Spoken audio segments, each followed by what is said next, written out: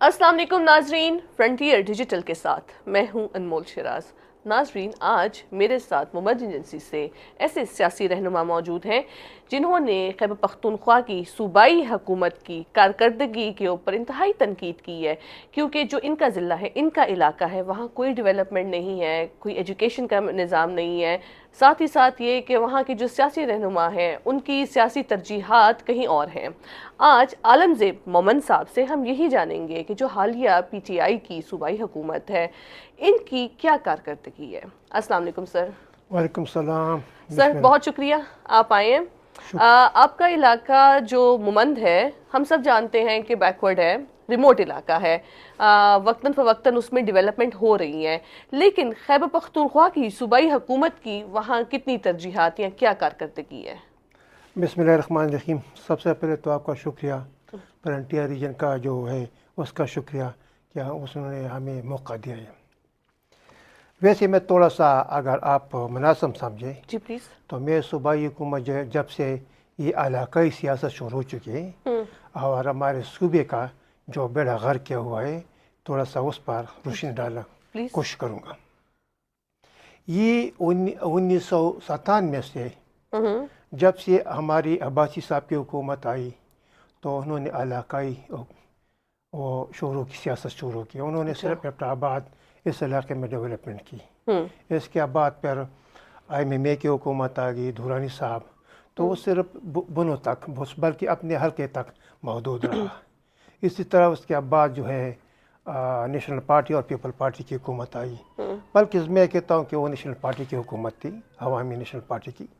तो वो हुती साहब आ गया तो वो सिर्फ मर्दान तक महदूद रहा, थोड़ा बहुत उसने 4 साल भी काम किया। इसके बाद परवेज़ खटक साहब आ गया तो वो भी सिर्फ नौशेरा तक महदूद रहा। ऐसा ही है। और इसी तरह थोड़ा बहुत काम सुवाबी में जो स्पीकर साहब वो कर रहा था। सही। इसके बाद महमूद खान साहब आ गया, सही। जो कि बहुत बड़ी मेजॉरिटी के साथ आया। ऐसे ही वो है। भी स्वात और बल्कि मटा तहसील तक ऐसे महदूद ही है। रहे।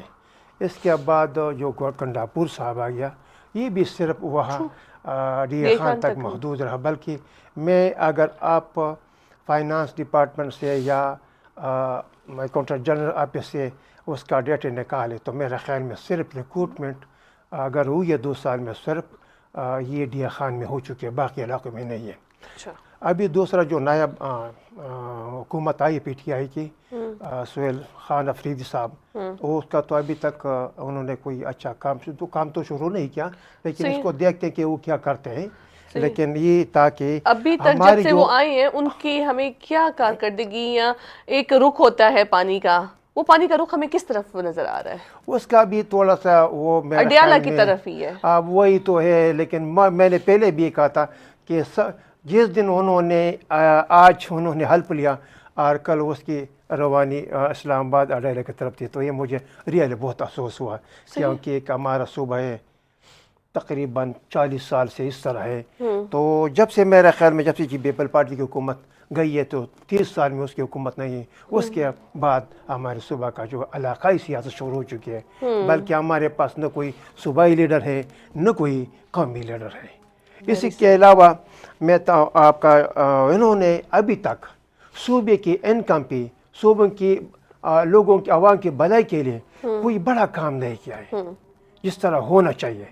मैं एक मिसाल आपको देता हूँ, जिस तरह के पंजाब हो गया या सिंध हो गया, उन्होंने अपने सारी ज़मीनें डेवलप की है। ऐसे ही है। हालांकि हमारे यहाँ तो हमारे सूबे से 6 दरिया निकलते हैं और 6 दरियों में 4 दरिया ये मर्ज अजला से कबायली इलाका से निकलते हैं। अच्छा। लेकिन आपको मैं एक शेयर करना चाहूँगा जो उसका डेटा है, तो रियली आप भी हैरान रह जाएंगे कि ये क्या हो रहा है। अभी हमारे पास जो है सूबे में तकरीबन 10.17 मिलियन हेक्टेयर लैंड है। अच्छा।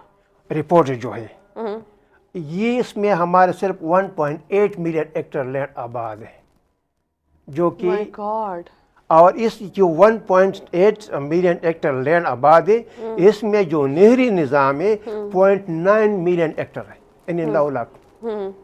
حالانکہ ہمارے پاس سارا جتنا پانی ہمارے پاس ہے سارے پاکستان کو ہم سیراب کرتے ہیں، لیکن ہمارا اپنا یہ حال ہے۔